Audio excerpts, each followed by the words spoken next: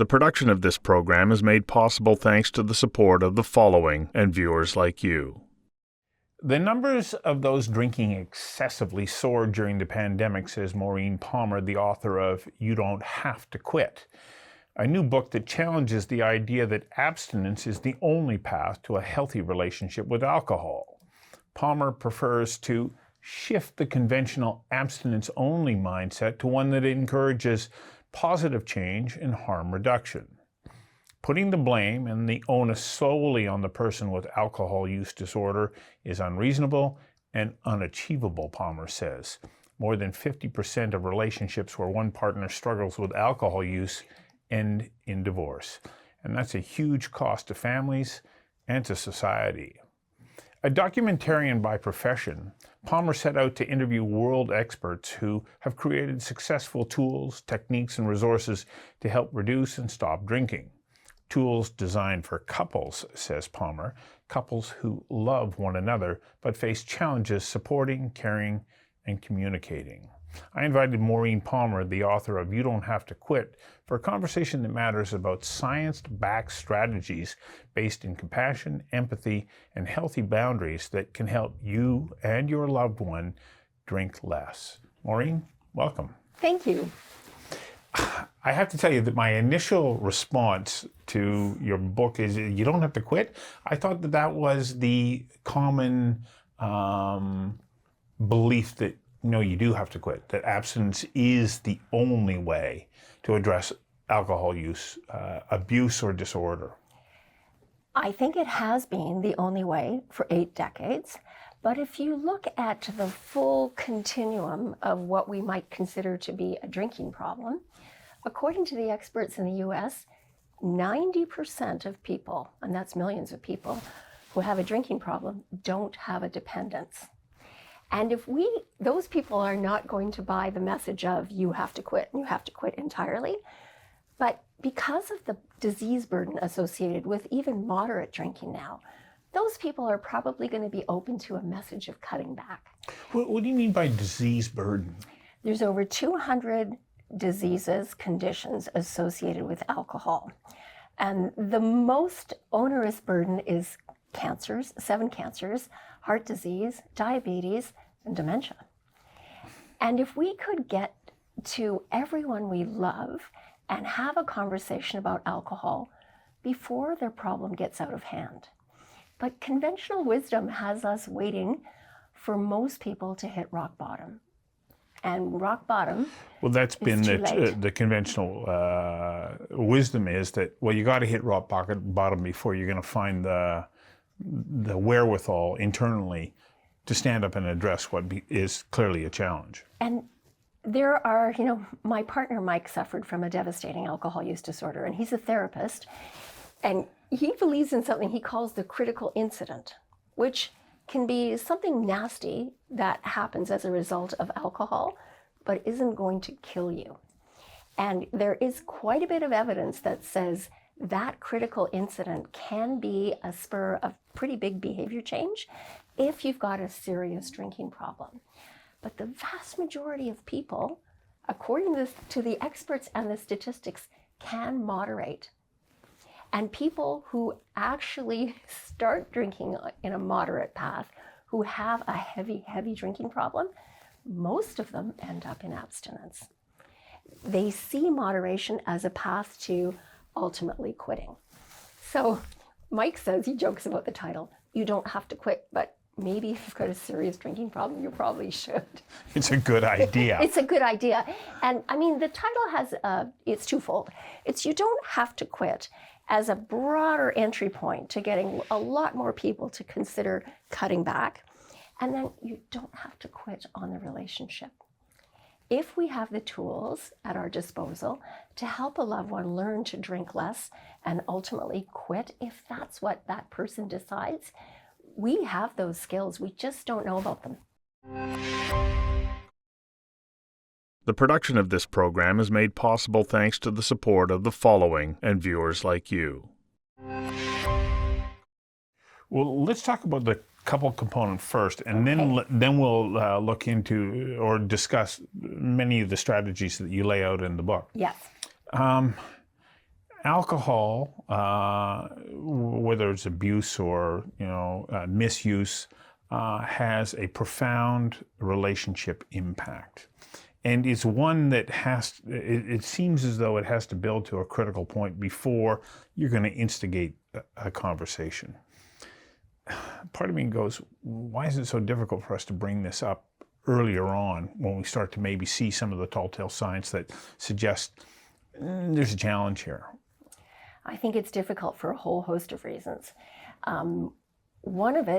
One can be economics. Like if somebody is the sole breadwinner who happens to be drinking, there's a lot of impetus on that person to keep working. So you're hesitant to approach them about what might be their main way of stress reduction. Another one is quitting your job. Yeah. It is inevitably a conversation that's fraught.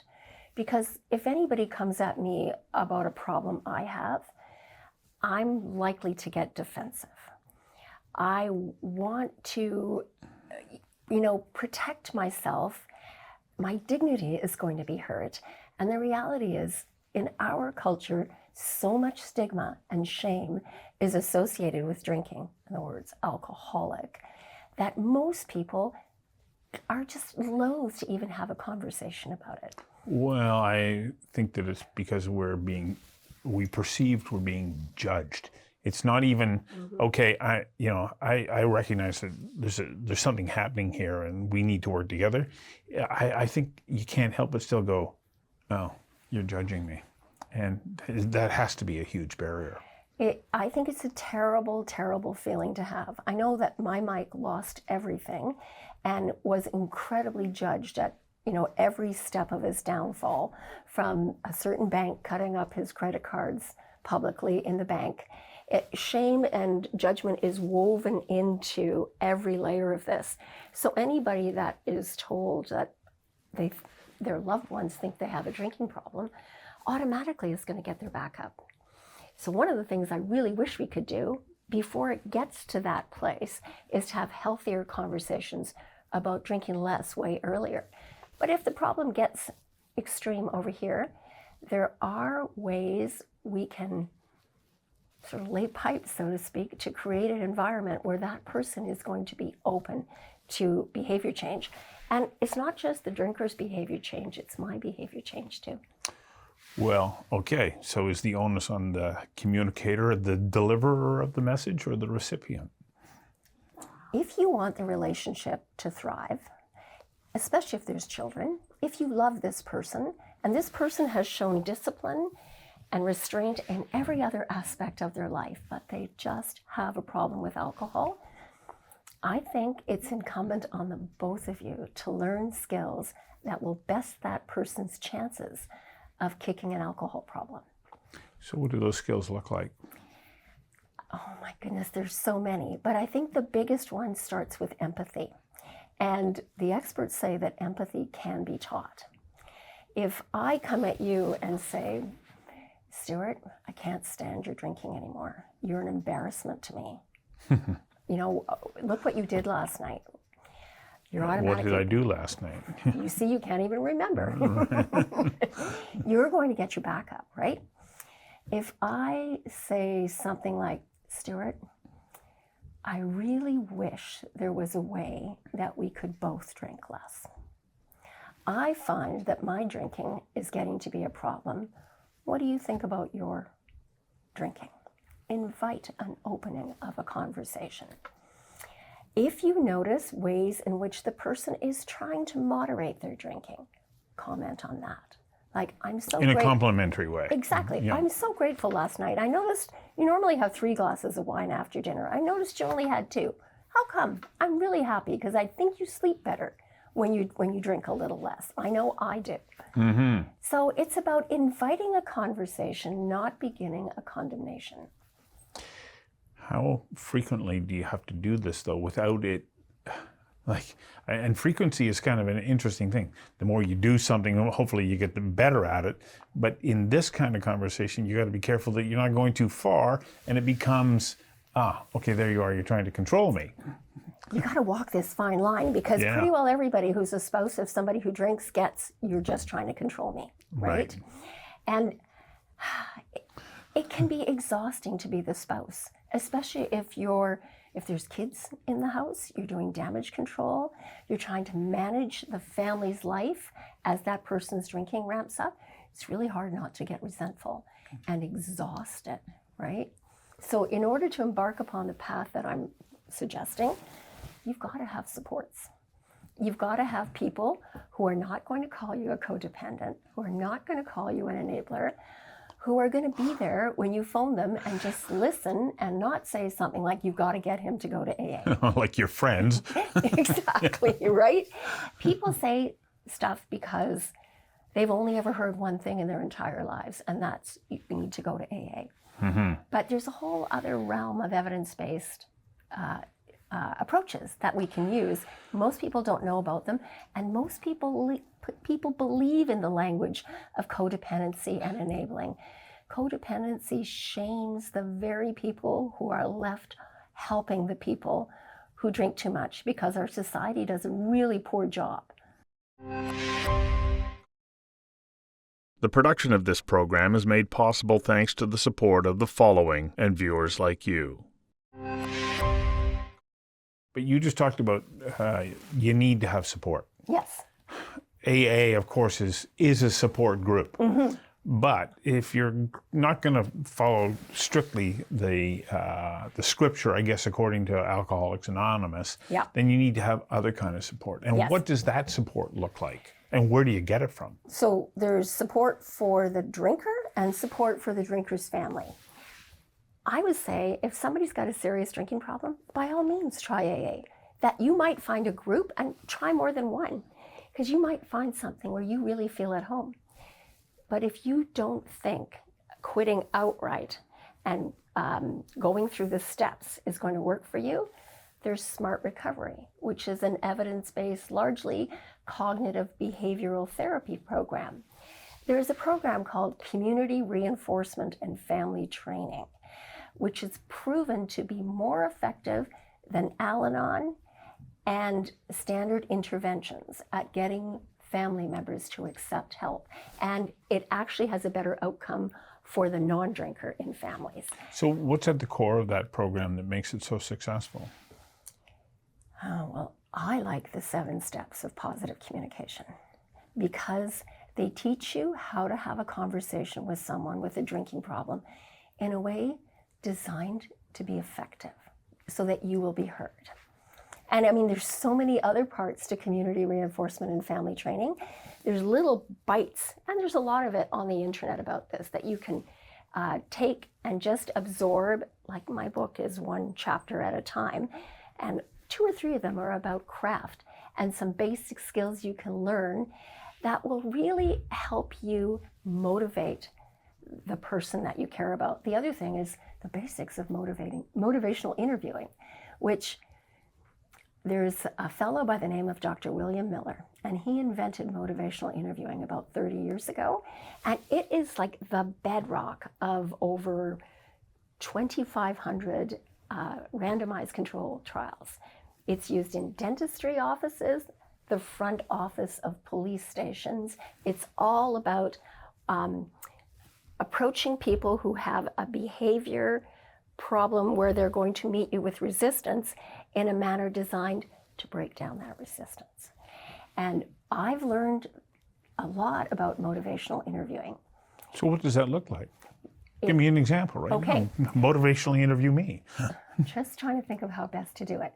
So one of the things is, most of us, when we come up with resistance, we will argue, we will order, we will fight, we will badger, we will hound, we will lecture, we will take a superior tone. All of that reinforces resistance. The person that we're coming at with all of that isn't going to listen to us. So the first thing we have to do is roll with resistance. If you're meeting resistance, take the conversation somewhere else, because that person is not ready. There's stages of change in motivational interviewing. And the first one is pre-contemplation. If you sit with me, Stu, and you say, I don't have a drinking problem, I don't know what you're talking about, you have a drinking problem, why don't you cut back? You're in pre-contemplation, which means you're not even ready to have the conversation yet.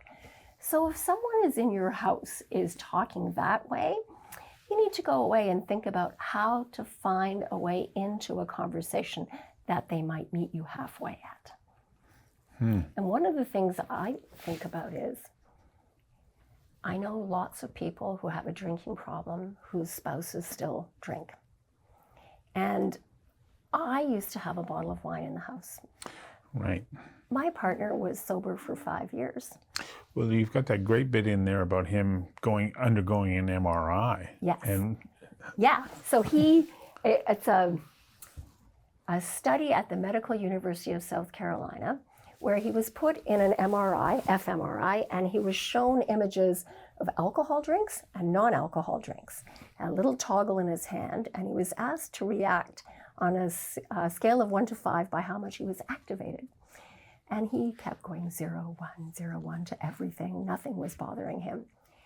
The next day, we saw his brain scan and compared it to other people who are actually diagnosed with an alcohol use disorder, severe. Mike's brain was exactly like their brains, lit up like a Christmas tree. even though he was saying, no effect. I'm fine, I'm long done with this. No, he wasn't. And so when he drank again after 5 years of sobriety, I had had a bottle of wine in the fridge all those years. A trigger. And it was a trigger. And so I think if you really want to be serious to help your loved one, I can have a glass of wine. Now, one of the benefits of living with Mike is I have like 3 glasses of Prosecco a year, and they're really good. You really enjoy them. I really enjoy them. It's easy to not have alcohol in the house, but it's so counter to the culture, especially coming up to the Christmas season, where alcohol is everywhere. The production of this program is made possible thanks to the support of the following and viewers like you. You know, I have to give a big, I guess, shout out of acknowledgement to what you and Mike are doing with the videos that you're posting online. Because Mike's standing out there going, yep, I'm the guy, and I have had problems. Yeah. And in one of them, I was quite moved. I was watching it. He goes, you know, when you talk to me, there's things that you can say to me that really help me believe that I can address this challenge. Yeah. And it being, you know, I believe in you.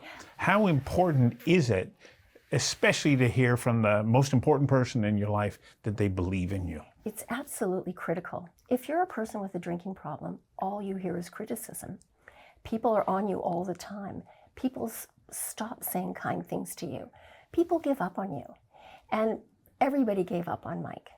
And he ended up homeless on the downtown east side. It's hard for me to imagine because I've met Mike and know. he's a pretty fierce tennis player. Yeah. And I look at him and I go, you are an example of a robust, healthy man. Disciplined in every other way but alcohol. So he said something that Adam Grant says quite often. If you want someone to succeed, you have to genuinely say to them, I believe in you. I know you can do this. And that is the message that when Mike has a slip, that's the message I come back with. And I have to tell you, I'm not a saint. Sometimes I do not do that. I fail. I say like, oh, everything was so good. What were you thinking? Why did you do this? You know, we're supposed to retire soon. What if your drinking spirals out of control? I fall victim to the mythology of the culture, even though I've spoken to the experts and the evidence says that's not true. The vast majority of people who drink again, a few days later go, oh, that was really stupid. I can't believe I did that. And then embark on another long period of sobriety. The periods of sobriety get longer and longer, and over time, the drinking periods get shorter and shorter. And that's the reality. It's not people are sober for 20 years and then drink and go off the rails forever. You make me think about some of the studying that I had done about how you change habits. Yes. And what we have a tendency to do is to say, okay, I'm going to change this habit. Yeah. Oh, darn, I didn't. You didn't do it. And then you give up. But what you don't recognize is happening is just the attempt starts to break the neurological response to whatever the stimulus is, just because you tried. Yes. And so coming back and saying, okay, that's part of the process. You try, okay, now you got to try again. Yeah. But each time you try again, you have a little bit more success. And I think that we have this tendency to say, well, I have to make the attempt now, and I have to be successful. I got to go from 0 to 100 in one jump. When you're much better off saying, oh, it may take me more than 100 tries, but each time it's going to make a difference. And this is where I think that the language that you and Mike were talking about in the video about I believe in you plays an important role. Yeah. Because it encourages you to keep going. Yes. We've been talking about Mike having, there's people in the sobriety internet world who hold up signs, 365 days sober or 12 years sober. I've only been half joking with Mike about you stand up there and you hold a sign that says 365 days sober, and then the next sign says 2 slips. Because nobody talks about their slips. They're ashamed and embarrassed of them. And if we don't actually talk about them, we don't accept them as part of recovery and say it's okay to keep trying. And I'm not suggesting that people who are completely abstinent and take great pride in their decade or 5 years of sobriety, that is laudable.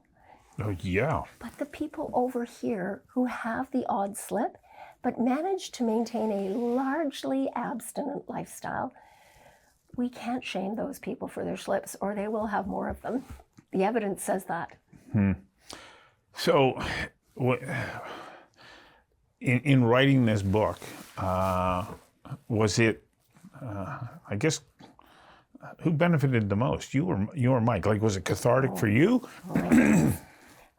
Mike is of two minds about this book, to be honest. I mean, when he watches this, he'll be ambivalent, which is a big, a big area in addiction. He's happy that we're helping people. He doesn't like his life being out there again. Well, I think it's very bold of him, or brave of him to do so. It is brave of him, yeah. It helped me learn to be a more compassionate person and more accepting of my own flaws, and really understanding that alcohol is such a terrible, terrible problem, such a deeply destructive disorder, and we essentially leave the individual and their family holding the bag for a largely cultural problem. The alcohol industry makes billions.